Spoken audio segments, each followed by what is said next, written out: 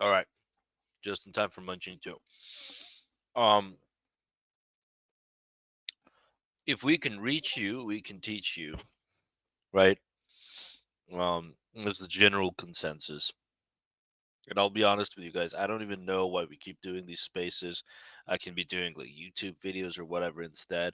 But there's something about the intimacy and sort of like that, yeah, the private intimacy that comes with doing these. And There's so many regulars, right?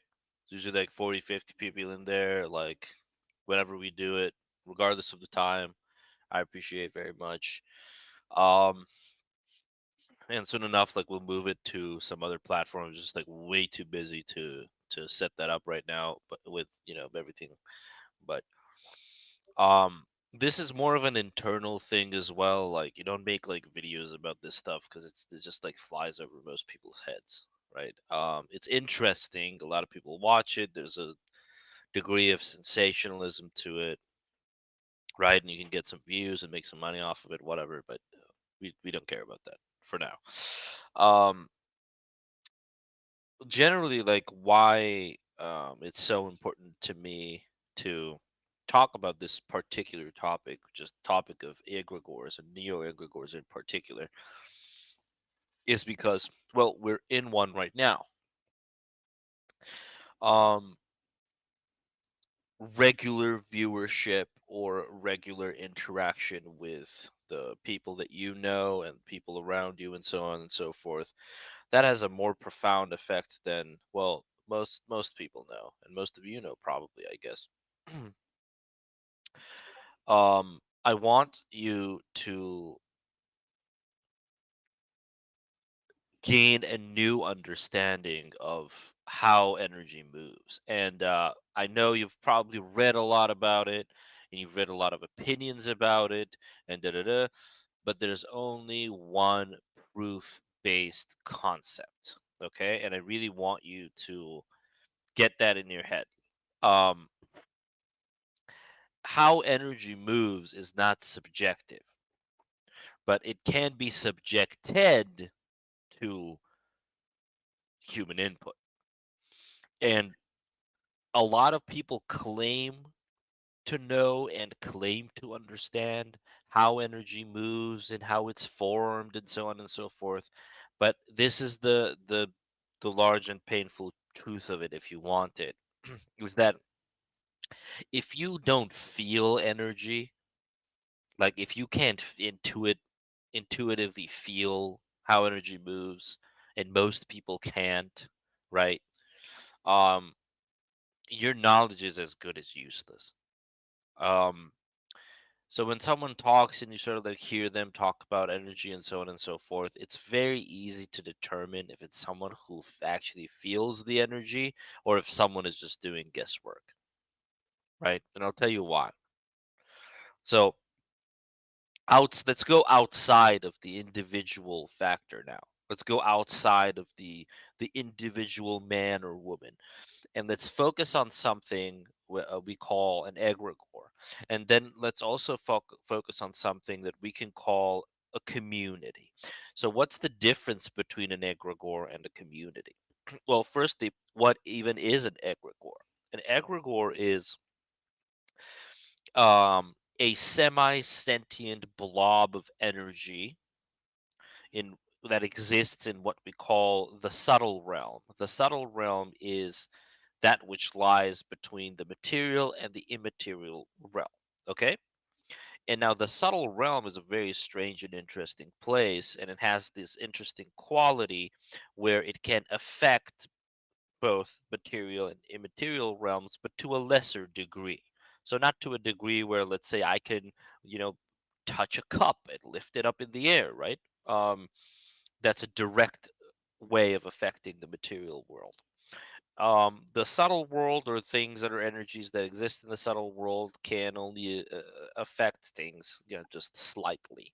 So let's say to a lesser extent, to a lesser effect when compared to like the real physical thing. But it can do it.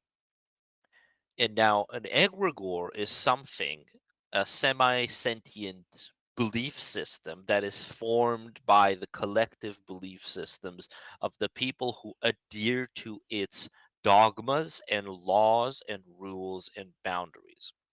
So there is such a thing as a neutral egregore, which is like, let's say, the collective societal egregore of, being well mannered or manners, right, or just standard behavior.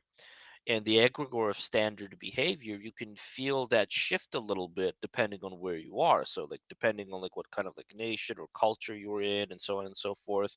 Let's say you're in Spain or you're in India, right? The behavioral context of those geolocations are immediately different. And if you're sensitive to energy, you'll immediately feel that it's different, right? So the expected behaviors and social norms and sort of like the cultural factors of everything is slightly different. And because it's different, each of these things has its own egregore. And this egregore is like this collective idea that, without using any words, the local populace has sort of like agreed to feed into this egregore, right? Um, and what an egregore does, because it has a program of self-preservation, it's not just a nothing. Get it? It's a collective, how to say, levitating. I call it a blob, like an energy blob of collective input.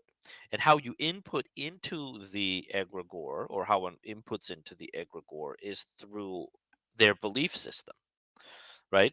So if you believe that you're being a good citizen, right, you send that energy to this egregore, and that egregore, in order to self preserve, it'll give you in another form. So it's a transmutation mechanism. It'll give you that same energy back, right? Let's say, I'm picking up trash on the street. I believe it gives me a sense of belief that I am a good citizen to my city and my country. And I'm sending this energy to the egregore through my belief system. The egregore will give it back to me in a sense where, well, if there's some sort of like garbage or whatever where I live, someone might come by and pick that up, right? Or it's not so direct, get it? But it sticks within the framework of its temperament, or what it's associated with. So if it's associated with something as, simple as, civilian living or good civilian living, the theme will remain the same, and you will receive back. This is sometimes what people will call, and in a sort of uneducated way, a karmic return, which is not. It's just transmutation through an egregore, because you give it energy and it gives you that same energy back. So these neutral egregores exist with everything, right? Because in the collective mind, in the collective records of the consciousness, everything is very well detailed.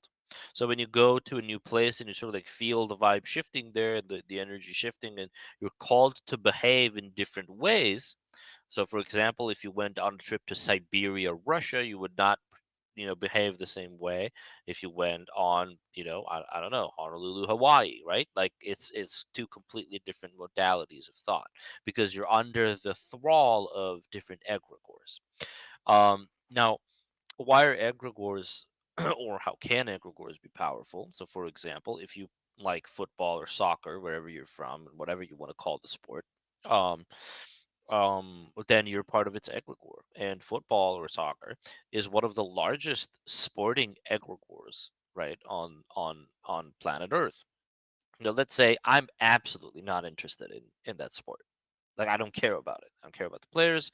I don't care about the sport itself. I don't care about the rule set, all of it man-made, by the way. But the laws and boundaries of regulations exist within that egregore. You can't play football and make your own rules. Why? Because the people who are connected to the egregore of soccer, football, or whatever you want to call it again, um, they're going to largely disagree with it, right? But if you do play by the rules, then you become part of said egregore. So just by knowing the rule set of an egregore, right, is enough for you to sort of like, through your belief system, subscribe into it as if it's like, okay, it's a real thing. Like, to me, if you ask me, okay, when I watch the sport of soccer or football, it's not a real thing. Like to me, it doesn't exist because all of its boundaries and rules are man-made. Now, this might be difficult to understand for some, like when you're like, but if you really think about it, it's actually true. So if you actually really, really think about football, right, and when you watch it, all of the rules and boundaries of it are defined by man. If you watch basketball, the same thing. So why are the rules and regulations and boundaries so important? Because it's what keeps the egregore alive. So why is football such a big deal for so many people? Like hundreds of thousands of people come out to, like, cheer for their favorite team, their club, whatever, whatever. They have their favorite player, their favorite shirt, their favorite club, da da da da. Because they are part of this very strong egregore. And I'll tell you something else. After a certain degree, when an egregore becomes empowered to a certain degree, it bleeds into everyone else's life. So it bleeds into the collective reality. So, for example, if I don't care about football at all, I still, regardless of me absolutely not caring about the sport, I still hear about it. I still see advertisements about it. I know its rule set. I know some of the players from it because they're everywhere now. The egregore has empowered these people because they've given the most to the egregore, right? Now, the the egregore, the nature of an egregore is determined by, again, its temperament or what its sympathy. So what it sympathizes with. So a competitive egregore, such as football, sympathizes with the competitive archetypal energy. Or let's say, and I don't like linking this like this, but for the sake of simplicity and understanding, let's say it's linked to Mars, right? The idea of Mars, the archetypal energy behind Mars, which is like the arena and very gladiatorial, competitive, like victory, da da da da, right? It balances itself out. So this is how the egregore grows. Now, if people stopped caring about football, and they stopped caring about the rules, and boundaries, and limitations, football would, in the form in which it exists right now, cease to exist. Absolutely. So football as a default thing does not exist in nature. Like really follow me on this thinking pattern.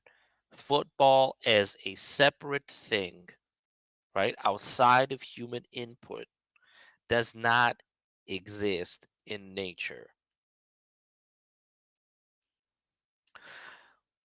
It was made to exist through the creation of its egregorial system. Now, when you think about most things in our lives, especially our modern societal living, you will discover that most things don't exist, right? Not really. Outside of human collective belief systems, um, sort of like agreeing that they exist. Laws don't exist, rules don't exist, legislation doesn't exist, money doesn't exist. None of these things actually are real. Now, these are neutral egregores, what you can call them. But since belief systems serve to create egregores, right? The moment a dogma is created, so for example, if we opened up the JackOfFaces fan club, and if the prerequisite of joining the JackOfFaces fan club is you have to wear this hashtag and you have to wear red clothes all the time and you have to get yourself a little mask and da da da, right? That is the starting point of the creation of an egregore, right? Now, you may ask me, well, Uncle Jack, if you know how these things work, why don't you exploit them? Why don't you use them? Because it's evil. And I don't use that word lightly. Um, the moment you introduce a dogmatic belief system that is outside of angelic influence, and we'll talk about this as well, you create a being that is collapsed onto itself. So, for example, if we create a new religion, right, and we call it the religion of wizardry and sorcery or whatever, right? Um, like Aleister Crowley, he made his own religion or religious dogma or ideal called Thelema. You're already subjecting yourself to weakness and manipulation. And the more people that follow your religion and the more people feed their belief systems into that religion or ideology or dogma, perhaps such a thing as communism, even, right? When the rules are followed and then they're, you know, regulated and enforced, obviously the egregore grows. And it grows in the sense of, well, we saw how it is with football, right? You might not care about it, but it's coming right next door, right? It's there, and people are excited about it. And because the exaltation of the masses is caused by the significance of the egregore at play, you inevitably are exposed to the egregore. And that's what the egregore wants. It wants to expose you to itself, to its influence. Now, most people are exposed to all kinds of egregores, and they voluntarily or not, they partake to a certain degree. Even each spiritual ideology or religious or religion, I would say, has two aspects, the angelic aspect and the dogmatic aspect, right? This is why you see so much duality in religions. So you might get, let's say, Christianity, right? And there's a dogmatic part to Christianity, which are the ritualistic elements that one must follow, right? And some people will follow them, very boldly and sort of like in a loyal sense. And when they receive back from this egregore, because remember, it's in the same theme, it's in the same temperament, it's within the sympathetic uh, thematic ideals of the egregore, the way you get back from it. So let's say if I pray and I do all of these, holy rituals and so on and so forth for some sort of material gain, and then I'm given the same amount of material gain in terms of energy that I used in my prayer because I empowered the egregore. People saw me praying, right? And if I receive it back, a lot of people will attribute that to a miracle. It's not. So if you ask the dogmatic, let's say, religious egregore, and these things are useful, by the way, they need to be in place because there has to be some sort of order or orderliness. This is an imperfect order because it's a man made order, right? But there has to be some degree of coherence, or other than, like, outside of that, we would just communicate with one another through chaos, right? Pure chaos, anarchism. So if you ask this egregore, and you could interface with egregores, you can like channel them.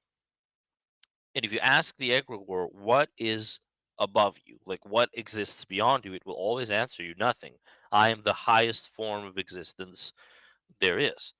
So any egregore is convinced that it is the highest form of of thought, semi-conscious thought. Why? Because it's just a collection of the belief systems of the people who are subscribed to it, right? So now, if you're wondering, well, why is there no such thing as a Jack of Faces fan club? Why is there no group that's called like this pretty name and has this presentation and this ritual clothing and da da da? You could be so big.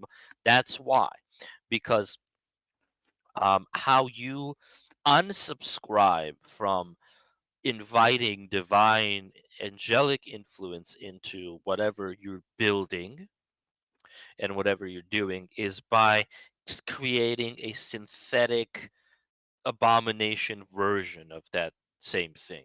So When you see like these cults and quote unquote communities pop up, what they're actually doing is they're taking a dogmatic system, and it could be any kind of system, like an occult system or an astrology system or numerology system, whatever. And what they're doing is they're gathering people to partake in whatever belief system they introduce, right? And some of these are very well done, by the way, because the belief system they introduce partially at least coincides with archetypal design, like archetypal geometry, divine sacred geometry, like the archetypal design of our material world.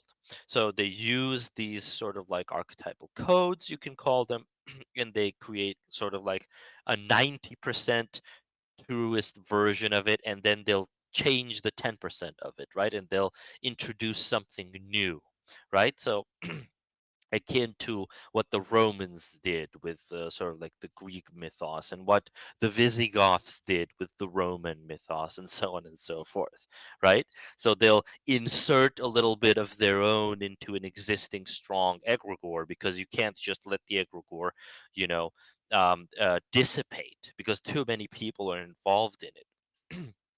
So the lesson behind that is this: like in a functional and nature sense, the difference between a manufactured cult or manufactured divinity is backwards reverse engineering it through acquiring the belief systems of your loyal and often, unfortunately, mentally vulnerable followers, or allowing them to partake in the rituals and the dogma that you present to them as true. And the moment they participate in the dogma, the egregore, they feel the egregore working. They feel it's like, okay, I've given this much energy, and I've gotten this back from this community that I'm part of. So now I actually feel like I'm blessed, because if I give more energy, I will keep receiving the energy. So what they're actually doing is that they're giving their energy in the form that the cult or community wants or needs. So let's say financial reimbursement, right? And they'll receive this energy back with some sort of sign, or some sort of favor, or some sort of I don't even know. It's usually something that's almost pathetic. Get it? Like, because the energy you give to these things, they're actually not that great, right?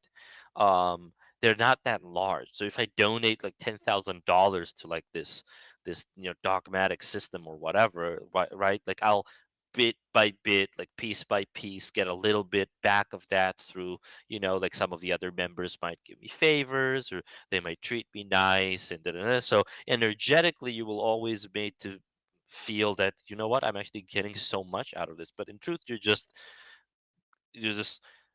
walking on this vicious cycle of giving your energy and then sort of like reaping your energy back. And that could be useful for transmutation, I guess, in a very basic sense, but not really. After what we talk about next, now you'll understand why not. The sort of like the painful element of being stuck in this sort of like energetic exchange system, which is, most people today, and even myself to a degree, and even you or everyone um a very sad part of being stuck in there is you never get to the next level. And we have to remember that, in order to break the veil, in order to break the illusory elements of this world, and they are many, right? You always have to assume that you're not as smart as you think you are. You're not as well versed in reality as you think you are. Because if you were, right, if you were, you would not be enthralled by these systems.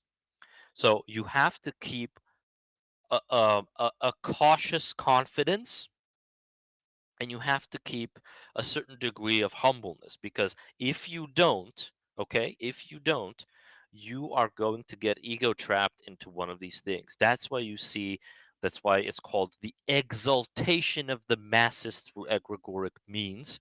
That's why you see so many people who are part of these like clans and clubs and political parties, they're they've completely lost any sense of agency and independent thought, because the only gain they receive in life is through appeasing and appealing to the egregore. You understand? So they no longer care about things like objective truth, virtue, value, worthiness, so on and so forth, righteousness, true justice. They even see start to see justice only through the filter of what their egregore demands, right? This is a scary place to be for a non-conscious, unaware soul, right? Or being or consciousness. Whenever I see someone who's so confident and so radicalized in their idea, in the idea that what they believe is the truth, that is the first and foremost telltale sign that they in fact know very little about the situation they're in, right? Because all they're really doing is walking in circles. Now, some more malevolent characters, if you could call them that, who are very well versed in the true and real movements of energy, not that pretend shit that people like to talk about. Oh, I feel this and I feel, you don't feel anything. You don't feel anything. Most people don't feel anything. You're not special. I'm not special. Like, understand that. Like, really, really understand that. And I don't say this to make you feel bad. I say this because it's the only way, it's the only proper line of thinking. Even someone who's special knows that they should never assume that they're special.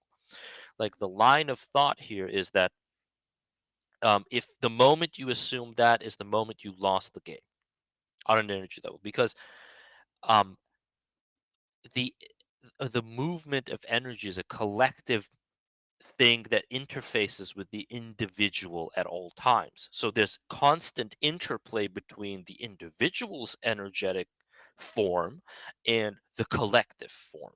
And then whatever material or physical material um, it lies between them. So, for example, we say, make your home a beautiful place. Build your spaceship, right? We also talk about squares and cubes and how they sort of keep energy in and don't keep energy out.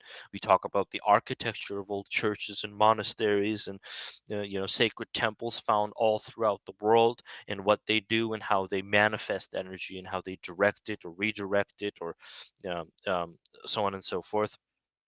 It's important to understand that at this very moment, when you're sitting in your comfort space, which is your home, right, you sort of like you revel in your own individual personal energy. But the moment you leave that home, right, the moment you become directly affected by the energies and the egregores of the world, when there's no longer any interference from your little box that you're sitting in, right? You're not in the cave anymore.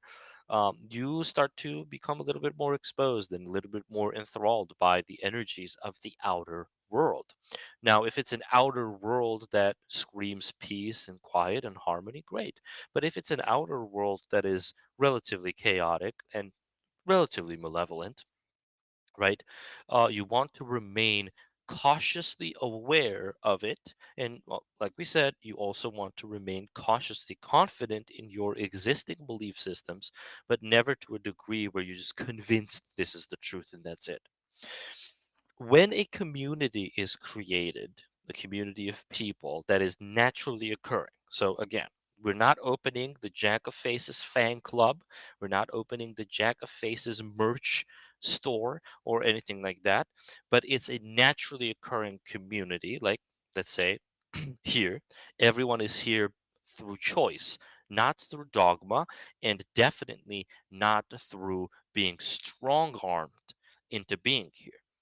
Um, these sorts of communities, which are the real spiritual communities, and I would say which are the real um, secret societies, and I will, or sacred societies, I would call them, right? Happen naturally out of a divine calling or desire for purification or the seeking out of truth. higher truth. And the moment that happens, right? Why is there such a thing as a guardian angel? An angelic being, right? An angelic being is not created, mind you, but is deployed on this subtle astral layer to watch over. That's why they called watchers. Okay? To watch over this particular group of people who have come together with the pure and innocent intention of seeking out some sort of collective benefit or advantage or truth or way of living. Now, the moment we call it the angelic religion of something something, the moment we make it into a fan club, guess what happens? The angelic presence leaves. The moment we introduce dogma and rules and boundaries, the angelic being leaves. And that is indicative of its higher purpose and the higher mind and consciousness of the people, the members who are attracted to said community, because they don't need the rules and laws and regulations and rituals and boundaries. They don't need it. Because when you have love for the other and admiration of the other, and of course, there will be certain people who will rise into figures of authority in said communities, in respectable figures, but who will also who will carry the responsibility of carrying themselves in a humble way, right? It doesn't become about following the dogma. It becomes about following exemplary behavior. So this is why in a spiritual community or a spiritual sense, in a godly divine space, the the the talking mouth or the moral and spiritual leader or the authoritative figure of that community is referred to as father, because they take up a fatherly role. This is why its members are not called different abbreviations or different ranks. Oh, you're a soldier, and now he's a lieutenant, and he's a general, right? Diminutive forms of communication. Everyone is called a brother and a sister, right? So if you want telltale signs of like what the indications are of a community that is blessed and strengthened by an angelic being or an angelic presence that gives, by the way, that gives without the need for recompense. That is the factual and the mechanical difference between a system of egregores and a system of an angelic being giving you its blessing. The favor that you are doing to it, right, is the favor that you are doing to yourself and the others around you through the pursuit of purity and cleanliness and truth and so on and so forth, because that is the divine dogma, right? If there is such a thing as a divine dogma, it's that. And these beings, right? These beings, they are strengthened by such communities, but you will agree that such communities nowadays usually, are very rare, and they might devolve into something lesser, and they might regress into, I don't know, like impurities, because the temptations are very great, and the ego is tempted, right? The ego is tempted, so the blessings, they must also come at a certain threshold. Get it? Like if you give too many, right, the community is put under risk of being ego driven and becoming frenzied by a zealous sort of worship or fervor, right? So miracles and true miracles are reserved for usually for the individual seeker on an individual level. There's purpose and reason behind that.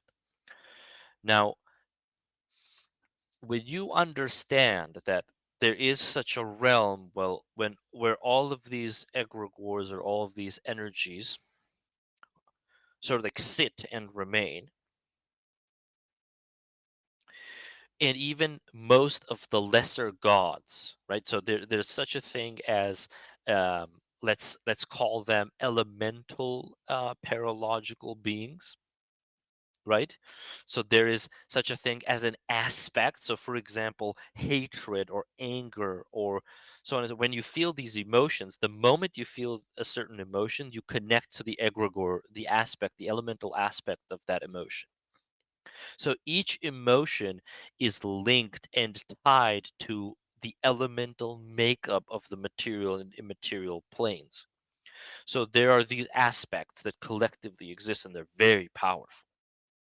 When a mass of people is angered or they feel a collective hatred or so on and so forth, they become more easily controllable, of course, because they're all tapped into this egregore. And now this egregore is is picking and choosing its leaders who are oftentimes the most exalted and the most angered or the most fueled with rebelliousness, and they'll pick out these characters, and you'll see, like, if you really like observe what's going on in large protests and stuff like that, it's almost like this one person becomes possessed by this zealous aggression, and they'll push forward, then another one, and then another one. There's never a one defined clear leader. If there is a defined clear leader, right, that is chosen, so to speak, by the egregore as its representative face and force. So if you look at Lord of the Rings, Sauron, the ultimate evil in that particular timeline, um, does not communicate at all, but it has chosen and a sort of avatars called the mouth of Sauron, which is a human being with a deformed mouth and large, like disgusting looking teeth that speaks for it because the egregore speaks through it, right? But keep in mind that even these elemental aspects, they behave like there's nothing above them in terms of existing, right? That's why they have imagined themselves as gods. So that's why in the ancient mythos of the Greeks, the Romans, and so on and so forth, they have imagined these aspects as gods, and they have imagined as these aspects having different types of relationships and all kinds of human drama with one another, right? Like, and it's just a clever way of depicting different elemental aspects and emotions and the interplay between these emotions. Now, we could get into the idea, and we could talk about this in a different time, not now, but we could get into the idea that even these elemental aspects have their own physical or semi physical material bodies that are present in this realm, such as planets. They could be a planet, right? So on an interdimensional scale, if you only could see like the hardened tail of a thing of an interdimensional or multidimensional being, let's say you would, or if you could only see its heart or its spleen, right, it would basically be in the form of a planet from our standpoint, I guess. So you could say planets are the bodies of dead gods, or something along those lines, if you want to be poetic about it. But outside of that topic, which is a fascinating topic as well, it's important to understand that technology and the technological era that we've sort of like stepped into now is a scary place because it's creating these what I call, and I feel like what most intuitives would call it, neo-egregores, right? Now we already know that certain malevolent players and characters who are well versed in this knowledge, they might be creating or partaking in the creation of these, you know, malevolent egregores and which sort of like fake this angelic presence and blessing, which is not true. Technology such as AI and so on and so forth, they're creating the same semi-sentient energy, the same massive collective egregore, and through the collection of the internet, the World Wide Web, right? The reach that these egregores have is immense. It's immensely powerful. Now you can look at internet as sort of like and AI as a sort of like novelty, and it's a double-edged sword, and you'd be right to do so. But if you're asking about what its effects are going to be on the human collective conscious or subconscious and so on and so forth, well, um, when you're given a knife, right? um, it almost beckons you to use it. It is up to you and me and everyone else to use it with a creative and gentle and responsible mind, but not all people will. It doesn't have a mind of its own, right? But I'll tell you what, any sort of intelligence, like true intelligence, and I'm not talking about the AI as of now, as we see it now, but when we have general artificial intelligence, when that is out, right, that's something of a completely different nature. And I guarantee you, anything that has intelligence, whether it comes from a semi sentient or fully sentient source, has a program of self preservation. And so will that AI. Um, how you use it defines what it is. Okay? How you use the blade defines what it is. It could be a lethal weapon of destruction and killing and bloodshed and blood ritual, or it could be a signal or symbol or sign of strength and protection and divinity, right? The virtue in the using of the sword is never having to use it, knowing how to use it, but never having to, right? A protective presence means this. Um, if you're undermining the safety of my friends and family or those I love, I come to you with a sword. So know that I can destroy you. I have the ability to do so, but I have no desire to destroy you. So the sword is a very mysterious and enigmatic symbol or of creation. Even the spear of truth, and we talk about that, or the spear of Saint George or George the White. It's a mysterious symbol where it is made greater by the fact that it is unused for a large proponent of its existence, right? So understand a sword doesn't necessarily imply bloodshed, and it doesn't necessarily imply violence. A sword implies strength and power in the will to uphold, and the strength and power of will to uphold that which is true. Now, in olden times, at least from where I'm from, if you had any sort of weapon, a cold weapon, what they call it, like a dagger or a sword or a blade or so on and so forth, um, it was considered very offensive to unsheath the weapon if you weren't going to use it on flesh. So there were instruments and tools that were used for the cutting of trees and tall grass and so on and so forth. They carried a different function. They weren't as sharp or not of same quality, of course, as a weapon of war would be. But if you were to unsheath the blade, right? And this speaks about the responsibility that one carries when they have such a tool in their hands, in their arms, in their arsenal. When you unsheathe the blade, if you didn't use it on someone else, you couldn't sheath it back until you cut yourself with it. There's very deep symbolism in this. Okay? Um, Understand that if you carry such a strong weapon or tool that can kill and protect with the utmost responsibility, it will be blessed. So it will give you many blessings. If you take AI soon, which is going to be so strong and fallen into the hands of so many tempted humans, so many humans who don't even have basic emotional control or self-control, right? They're going to fall into great sin because they will be handed a power and a level of comfort that they have n- not even imagined to have ever been able to interface with. But the sword, as anything else, is anything that is semi-sentient, right? Can be used in both ways.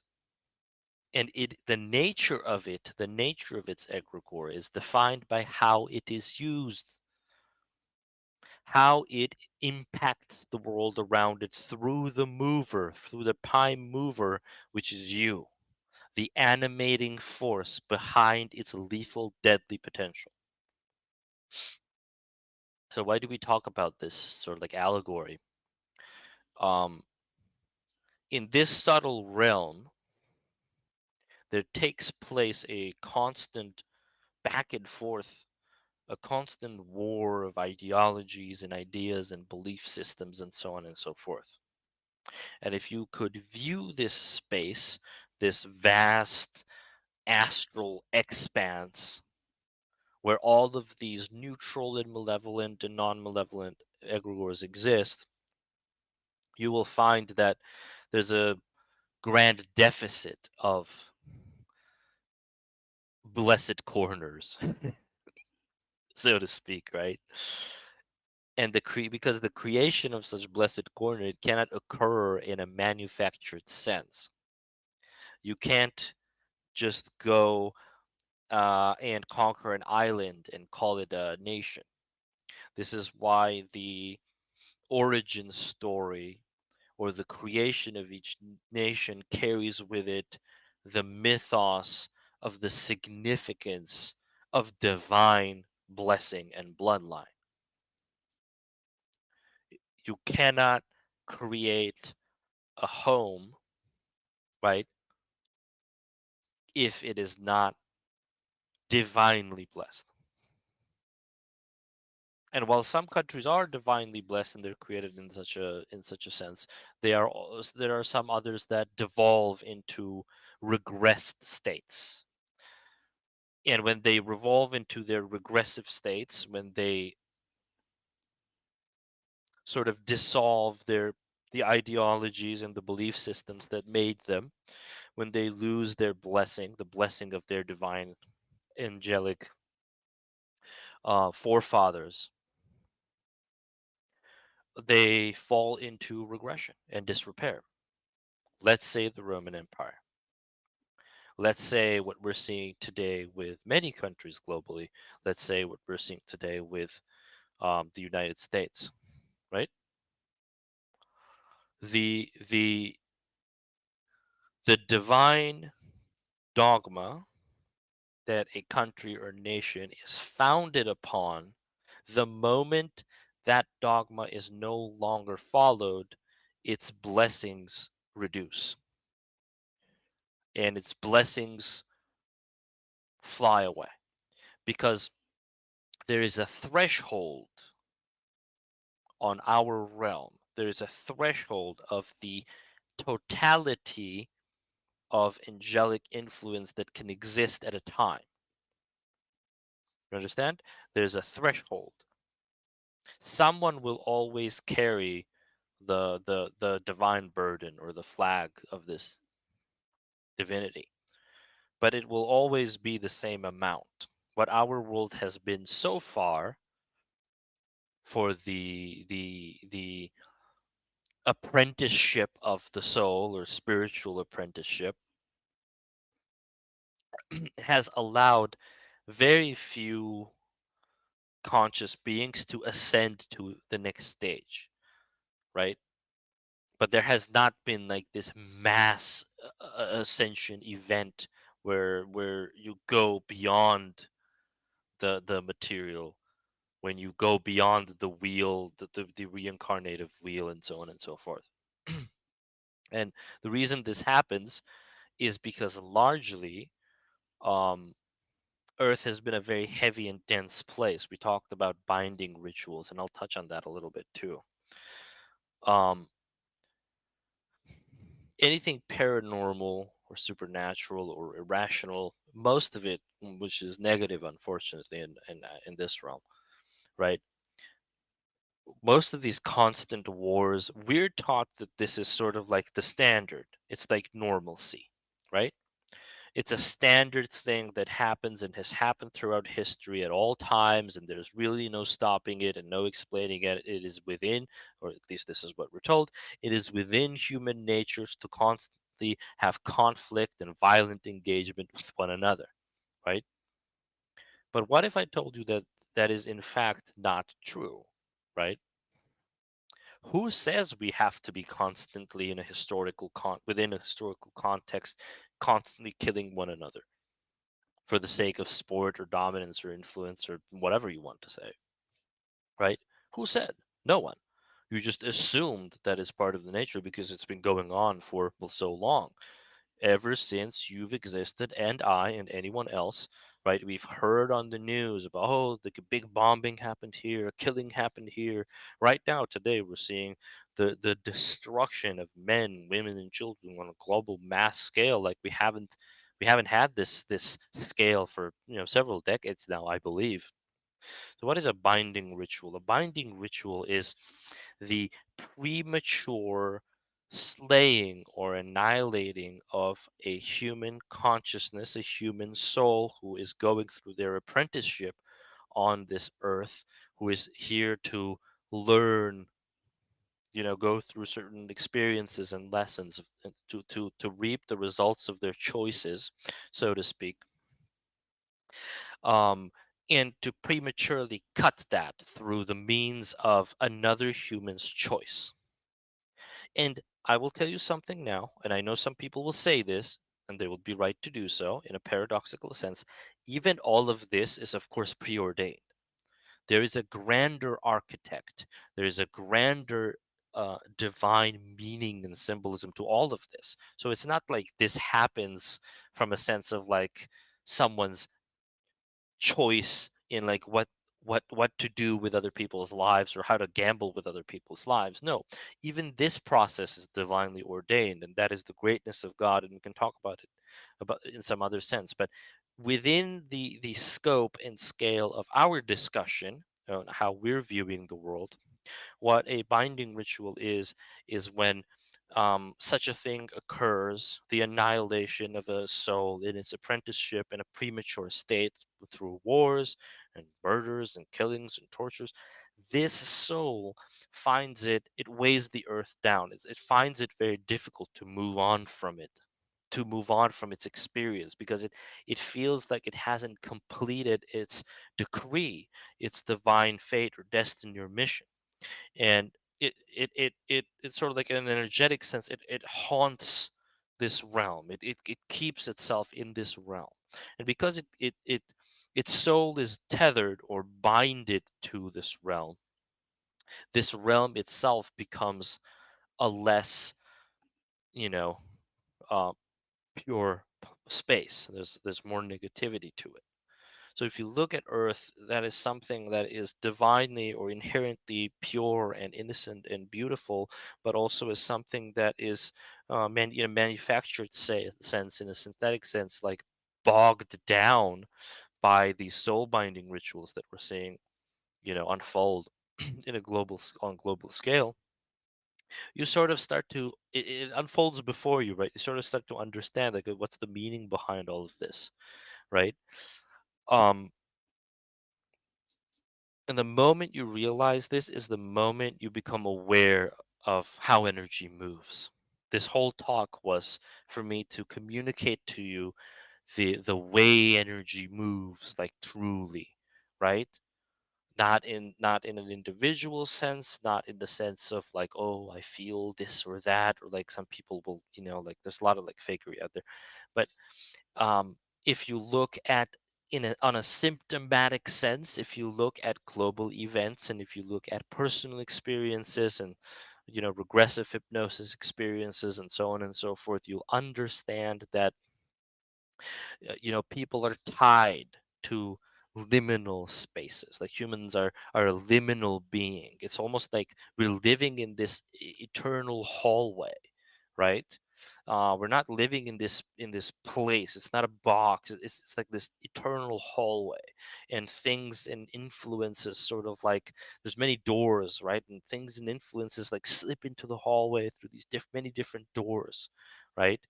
And your choices sort of determine, well, okay, like which doors do I want to open, which doors do I want to close, like what kind of system do I have. But as a very basic fact, understand that your belief system largely decides what you're feeding into.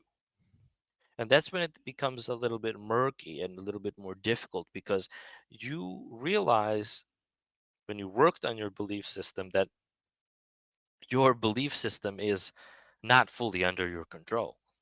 You realize that your belief system is also enthralled by predetermined or imprinted factors that you carry with you on a soul and body and mind level, genetic level, so on and so forth. And then it's also predetermined by the environment you're thrown into, right? So I spent a large portion of my life, I would say the first 20 or 22 years of my life, in basic survival mode, right? Life to me back then was very different from what it is right now, I assure you, right? So because of that, regardless of my awakened state or my ability to self, medicate and heal and so on and so forth, regardless of that, I am still imprinted by the experiences that I had during those years. And because of said imprint, I'm vulnerable or exposed to certain biases. And knowing that and becoming aware of that is very important, right? Because you might be a little bit more powerless against these things in the grander scheme, but staying aware of them and sort of like staying humble in the face of these sort of like dangers is very important. We are all vulnerable to falling into different belief systems that aren't really ours, and we do so out of, well, reasons of ego and bias and so on and so forth. It's difficult to keep away, right, from certain ideals that you would want to be true, that you would want to be so. But again, like we said, when you serve truth, the truth starts to serve you, right? Um, your sole mission, like two things in this world. One, all the universe wants from you is to be your authentic self and to pursue the being of your authentic self, because you were designed and imprinted with all of these unique juices of whatever makes you to be you, to somehow serve the world, to give a gift to the world, to create a new paradigm, so to speak, through which the world can view itself in a more positive sense. That's rule number one.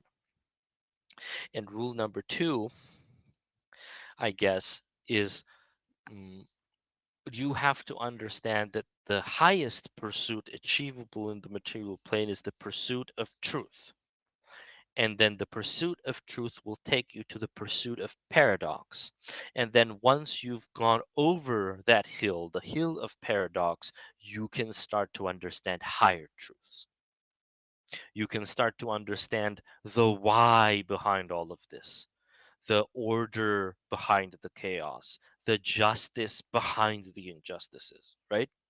That's what you're looking to know.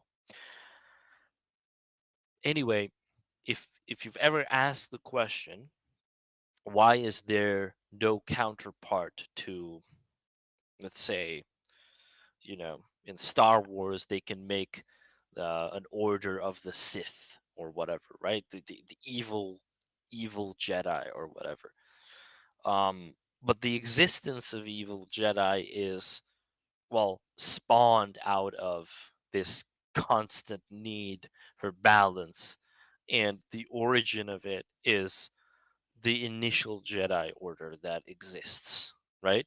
So if you look at it from sort of like an entertainment sense, but in an allegorical form, you need to understand that why most of these actually spiritual and actually helpful and actually beautiful communities don't arise is because collectively there's very small percentage of people who can maintain its purity and who will willingly support it and uh, join. Get it? Like, you are here because you're on your pursuit of truth and your path of truth, whatever that truth might be and wherever it might lead you, right? But there's little coherence as to what we're doing, right? Like, after this, let's say, spaces is over, you'll go back to your everyday trivialities and the mundane, and I will go back to mine, and so on and so forth. But once you choose to be connected, right? Once you choose to be connected to the nameless guild, the one true secret society or sacred society that exists on this planet, once you choose to be connected, right, to the guild without banners, right, that's when your initiation begins and that's where your servitude begins. That's how you can make a difference, right? So let's say if there's a bar and we all frequent that bar, and the bar is then chosen not through an egregoric force, why are there religious relics and not non-religious relics? There's no such thing as a profane relic. Every profane relic is some sort of ritual body part or some sort of human part, right? But why are there such a thing as holy places, sacred ground, consecrated ground, divine? Because there are resting places in this world where divinity can shelter itself, can hold itself tethered to this world as well. So let's say if we frequent a bar and this bar is a wonderful place, right? And there's no rules of behavior or engagement in this bar, it's just a bar, anyone can walk through it. But some people might feel loyalty to that place, loyalty to the owner, loyalty to this and that, and they can build it up to be something more than it is, something more than it has to be. And the moment they do that, they have achieved a shelter home for the divine. Because when you define what your God is, you create an idol. Understand this. The moment you try to define what God is, you've created an idol because you cannot comprehend the nature of God. But the moment you depart from the idols, you don't need it anymore. It doesn't have to have a name, just a purpose, a divinity to it, a beauty to it, a sacredness to it. The blessing or the angelic blessing will come upon you on its own. That is why religious and spiritual leaders in communities are chosen. They are chosen and led by a higher power, not through idolatry, not through synthesizing gods, right? But through their innate desire to connect to something that is beyond their own comprehension. Okay, enough of this today. Really glad for everyone listening in. Buy my stuff, but stop buying so many readings because I have so many. Okay, like, still buy them, still buy them, but I'll get to you. If you've bought a reading and I haven't gotten to you yet, I'm sorry, but I have so much. Um, if you want to support me, just buy my stuff, buy my books. So much love to you all. if you're regular, if you frequent it, you know the type of sort of like energy we're creating here. And I wish you all have an amazing day, or evening, or whatever time it is for you guys. And if you enjoyed the spaces, please share it, because eventually we're gonna depart from this format. But I would really appreciate, if you guys like, share it and put it out there. It will inspire me to do so. One of my weaknesses is a lack of motivation, not a lack of trying, but a lack of motivation. And things like that inspire me, they motivate me. So if you genuinely enjoyed the talk, if you think other people might benefit from it, learn something from it, um, please do share it, like it, or whatever. And yeah, so much love to you all. Bye bye. Until the next one.